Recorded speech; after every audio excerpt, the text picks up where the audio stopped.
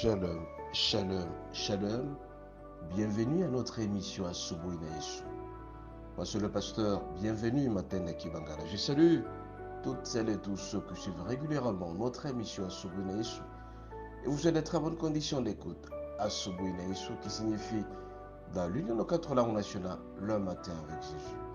Bien-aimés, ce matin, nous sommes samedi. Et chaque samedi, comme vous le savez très bien, nous prions pour les malades. Nous allons prier pour les malades. Vous devez savoir, bien-aimés, que rien n'est impossible à Dieu. L'impossible n'existe pas dans le langage de Dieu.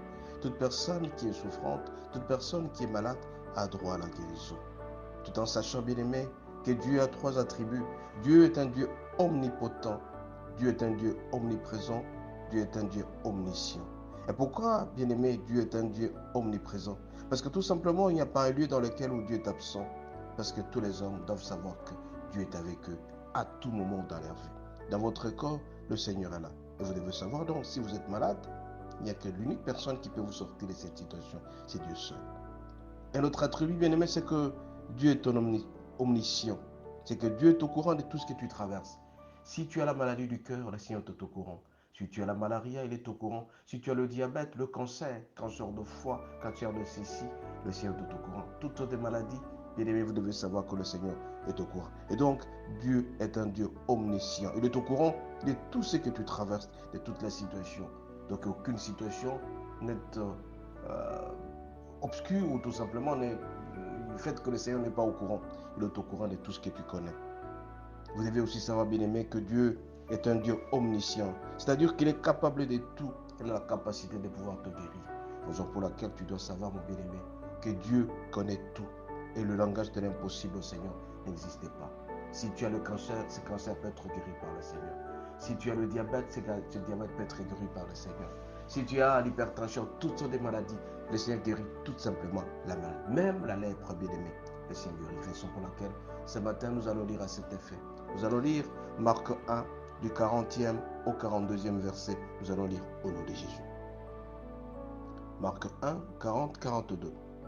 Guérison dans lépreux.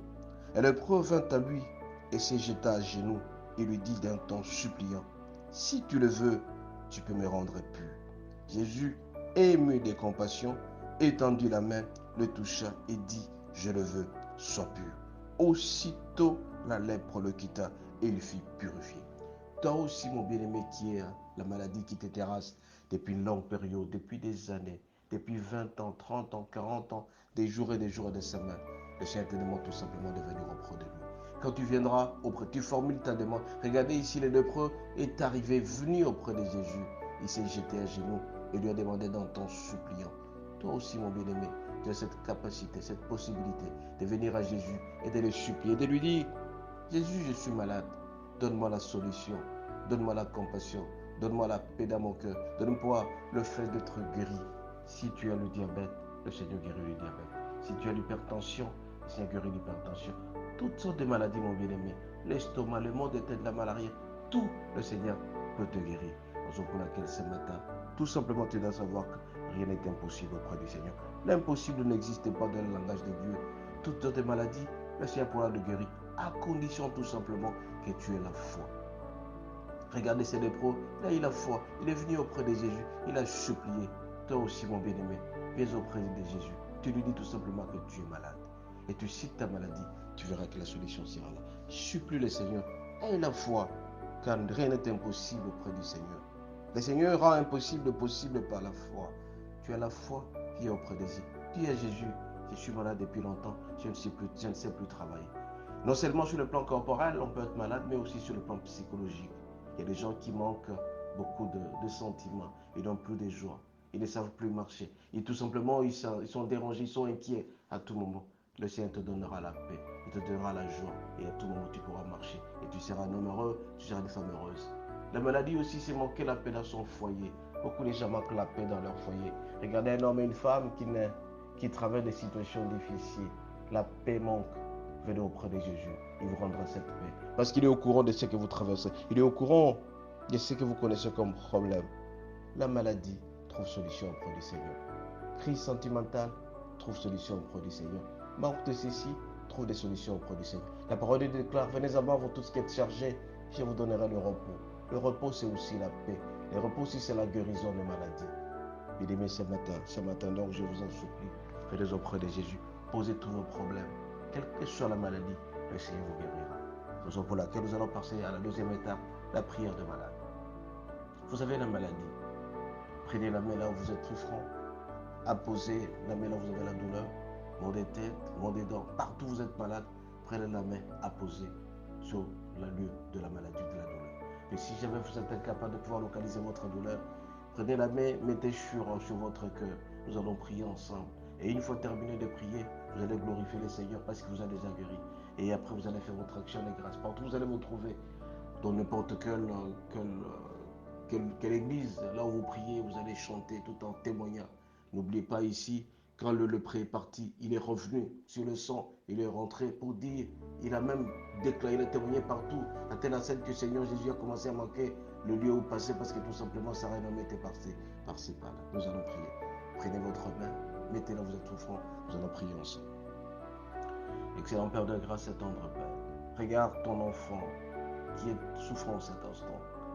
Il souffre sérieusement à telle enseigne qu'il n'a plus de paix, il n'a plus d'appétit, il ne sait plus marcher, il ne sait plus parler. Il est à l'hôpital, il est dans des bonbons, il travaille des situations très difficiles. Je vais le recommander auprès de toi. Puisque le lépreux s'est présenté auprès de toi et il t'a supplié d'un ton suppliant, si tu veux le guérir, guéris-le. Moi aussi je vais auprès. Je te recommande cet enfant qui est souffrant, qui est malade, qu'il puisse trouver solution à son problème, qu'il soit guéri. Et si donc je prends autorité au nom de Jésus contre cet esprit impur, esprit de la mort, esprit de la maladie, je veux qu'il puisse retrouver la joie. Je chasse cet esprit impur. Esprit de maladie, je te chasse, je te détruis au nom de Jésus. Je t'envoie venir les arrêts. Libère cet enfant. Libère-les, libère-les, libère-les. Au nom de Jésus, au nom de Jésus. Je sens qu'il est guéri complètement, mon Dieu, mon roi. Et je vais te louer la gloire. Alors nous allons prier ensemble pour dire merci au Seigneur parce que tu vous as déjà guéri. Seigneur notre Dieu, nous te disons merci parce que tes enfants sont déjà guéris complètement. Ils vont te louer et t'adorer en esprit et vérité. Merci pour ton Seigneur Jésus parce que tu es fils.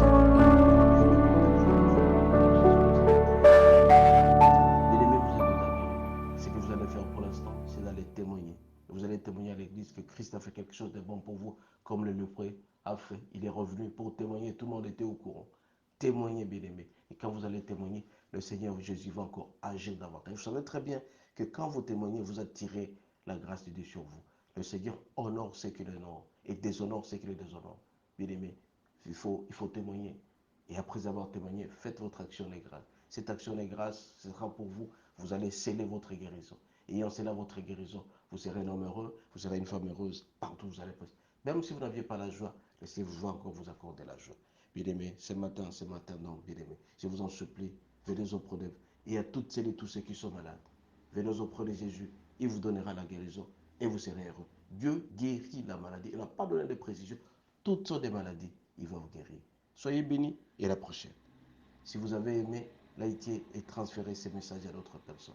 Je vous en supplie, je vous rappelle tout simplement notre numéro de téléphone. C'est le plus 243 81 32 11 705. Soyez bénis, à la prochaine. Un message par WhatsApp, ça fera du bien. Votre témoignage est attendu. Ces témoignages pourra aussi éclairer d'autres personnes qui doivent venir à Jésus pour pouvoir témoigner. À la prochaine. Soyez bénis.